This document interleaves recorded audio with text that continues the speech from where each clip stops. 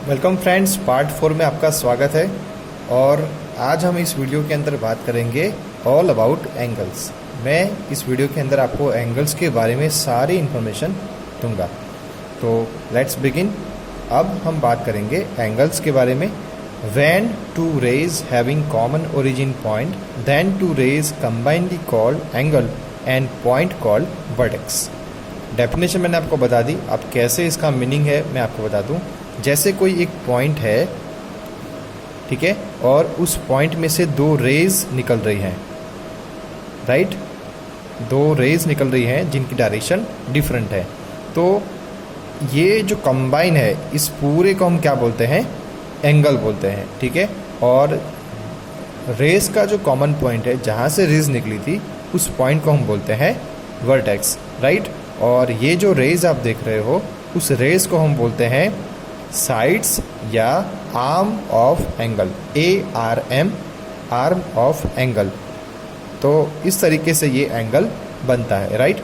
तो कोई एक पॉइंट में से दो डिफरेंट डायरेक्शन वाली रेज निकलती हैं, तो उसे कंबाइनली हम क्या बोलते हैं? एंगल बोलते हैं। और एंगल को हम मेज़र करते हैं डिग्री में, और एंगल मेज़र करने के लिए हम यूज़ करते हैं प्रोट्रैक्टर।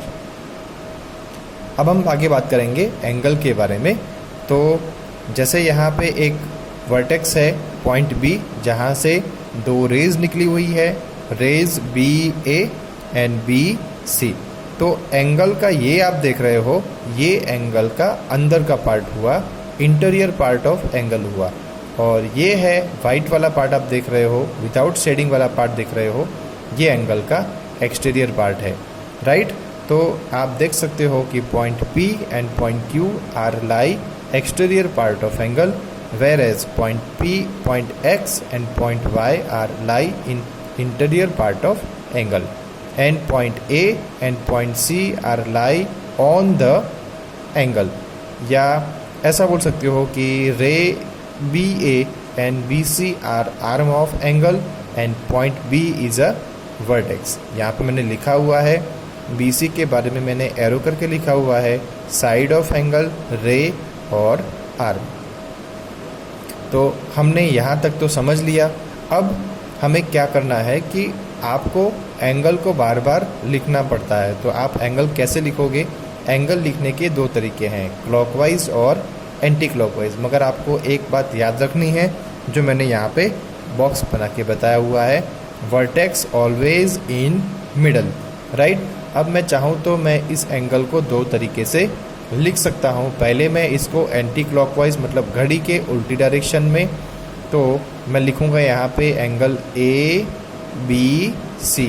अब मैंने B को बीच में क्यों लिया? क्योंकि ये रूल होता है कि पॉइंट B वर्टेक्स को हमेशा आपको मिडल में लिखना होता है। तो मैंने यहाँ पे लिख दिया।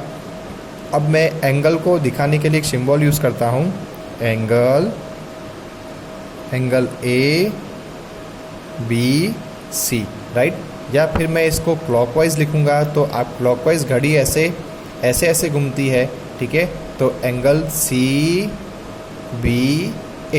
तो मैं इसको लिखूँगा एंगल CBA।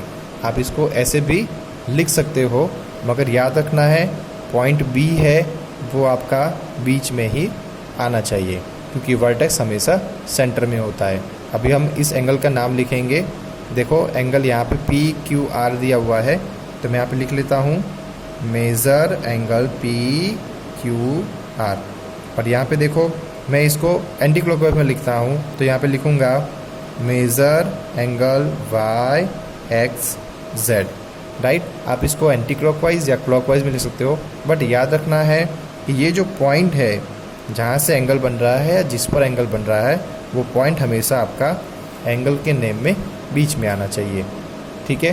तो आशा करता हूँ कि आपको इतनी चीज़ें समझ में आ गई है। तो आगे बढ़ते हैं।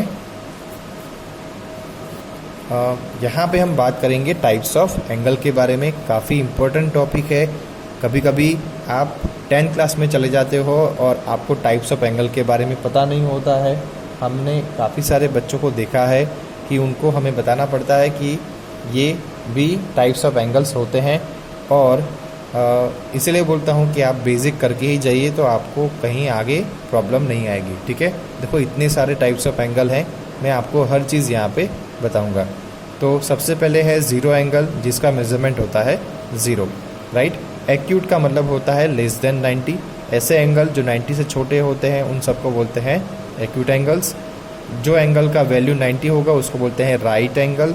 जिस एंगल की वैल्यू 90 से ज़्यादा और 180 से छोटी होगी उसको बोलेंगे ऑब्ट्यूस एंगल। जो एंगल की वैल्यू 180 होगी तो उसको बोलेंगे लीनियर एंगल, या कभी कभी लीनियर एंगल को स्ट्रेट एंगल भी बोला जाता है। अब लीनियर एंगल क्यों बोलते हैं? क्योंकि 180 डिग्री का एंगल बनाओगे तो एक लाइन बन जाती है और लाइन से ही वर्ड आया हुआ है लीनियर। अब हम बात करेंगे रिफ्लेक्स एंगल।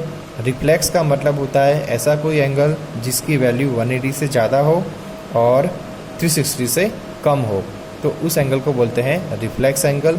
और ऐसा कोई एंगल जिसकी वैल्यू 360 होती है तो उसको बोलते हैं कंप्लीट एंगल, क्योंकि वो एंगल कंप्लीट अपनी जगह से घूमकर वापस अपनी जगह पे आ जाता है, कंप्लीट सर्कल बनाता है, इसलिए 360 के एंगल को हम कंप्लीट एंगल कहते हैं।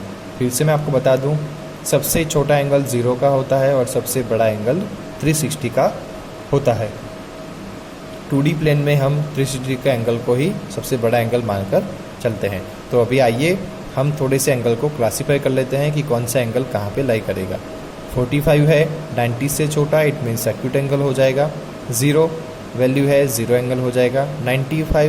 95 इट मीन्स 90 से ज़्यादा 180 से छोटा, इसलिए ये ऑब्ट्यूस एंगल हो जाएगा।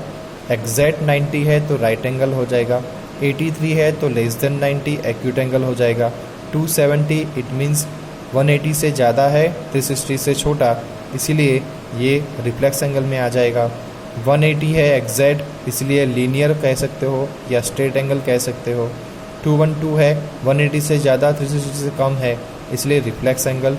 360 एग्जैक्ट वैल्यू कंप्लीट एंगल हो जाएगा, आपने देखा अभी यहाँ पे।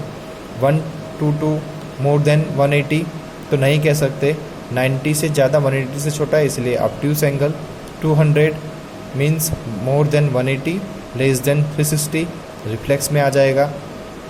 150 it means more than 90 less than 180, it means ये आ जाएगा ऑब्ट्यूस एंगल के अंदर। तो यहाँ तक हमने एंगल्स के बारे में सारी बातें की। तो आगे वाले वीडियो के अंदर मैं आपको एंगल कैसे ड्रॉ करना है, आप कैसे एंगल बना सकते हो और एंगल्स बनाते वक्त आपको कैसे कैसे रूल्स फॉलो करने हैं, मैं आपको एंगल दोनों तरीके से ड्रॉ करने सिखाऊंगा।